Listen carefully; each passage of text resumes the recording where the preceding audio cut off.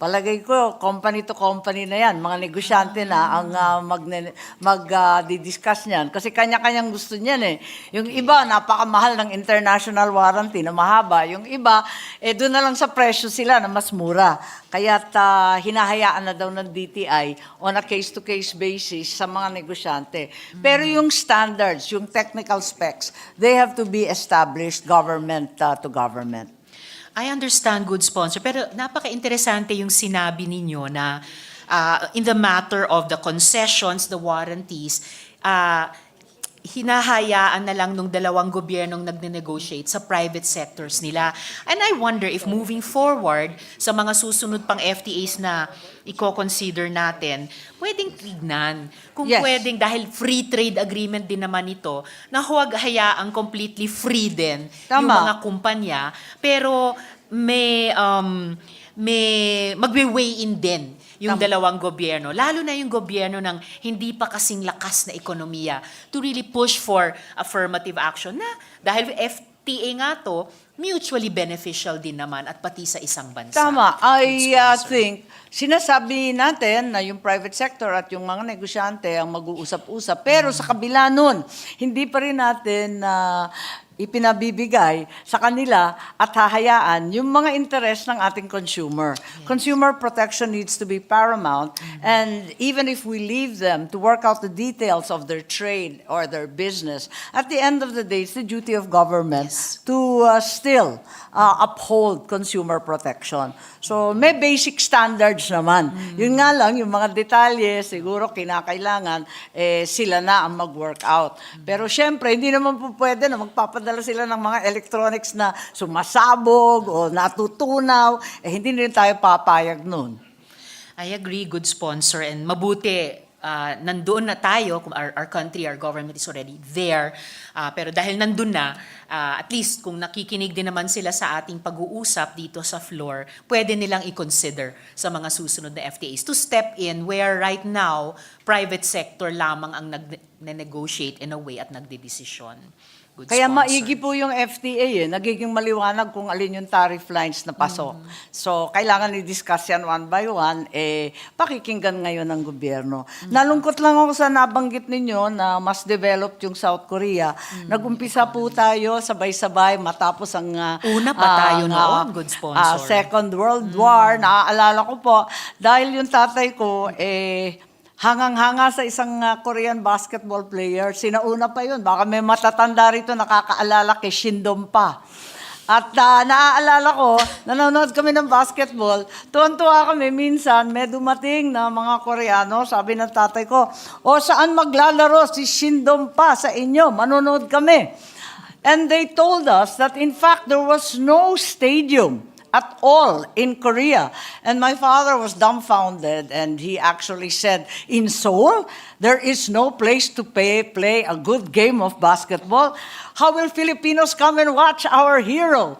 And thereafter, I think they all contributed to a hat and built the very first sports stadium in Seoul. Mga Pilipino na nag-volunteer at nag-donate. Hindi ka ba matutuwa doon?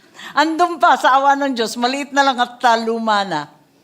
Pero ang ganda naman pong kwento, good sponsor. Siguro yun yung mga hindi papasok sa tariff lines, pero help to create a conducive environment para sa negosasyon.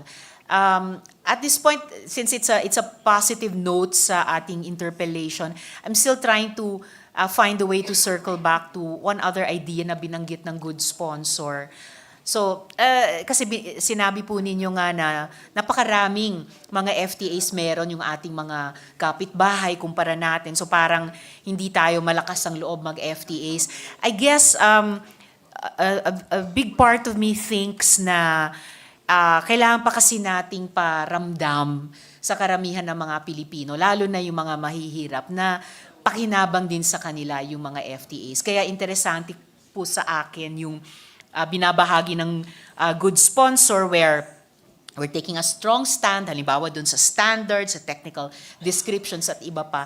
And always, I think, siguro habang mas gumaganda, of course, yung FTAs, and lalo na mas nararanasan on the ground ng mga kababayan natin, yung pakinabang sa kanila, then maybe we will also, that positive atmosphere will extend beyond the negotiating rooms at mas makaka-generate tayo ng popular support sa ating mga kababayan. So, it's not exactly related to what we were just talking about, good sponsor, pero ayokong matapos itong Pero tamang interpelasyon na direksyon po hindi yun. ko mabanggit iyon sa inyo, Mr. President. Thank you. Good sponsor. And this is still on this third topic ng vehicles and vehicle parts. Some more thinking aloud moving forward. I also want to understand kasi po, Mr. President, good sponsor, if FTA negotiations on top of fiscal incentives can also be a means for requiring longer after-sales warranties on parts or technology transfer for the maintenance of e-vehicles.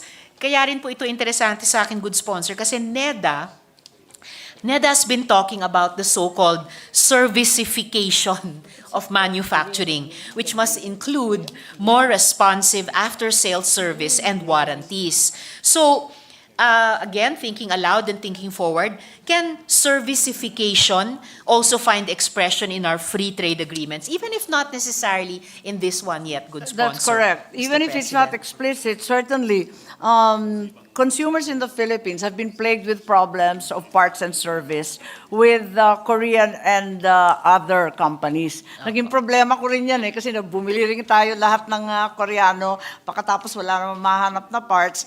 Samantalang yung well-established na mga kumpanya, kahit sa sari-sari store, papunta po sa Ilocos, siyam na lalawigan ang dinadaanan ko.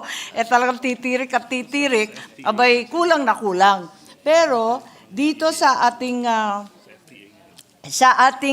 FTA sa Korea, may mga good news eh. May naisingit yung negotiating panel natin.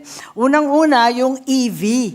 Meron tayong Article 3 tungkol sa e-vehicle industry where both parties agree to cooperate on the basis of mutual benefit in the area of electric vehicles. So maganda po yun kasi collaborative at tutulang sila sa atin.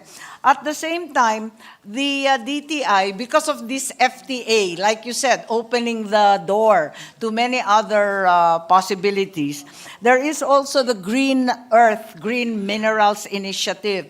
Kasi katulad ng Japan, naghahanap rin ng rare earth para sa batteries and mineral processing ang Korea. At natuklasan nila na ang Pilipinas pala ay mayaman sa iba't ibang rare earth na sabi nila, minomonopolya na daw sa China. So, they found that in the Philippines, there could perhaps be an alternate source and supply. Salamat, good sponsor.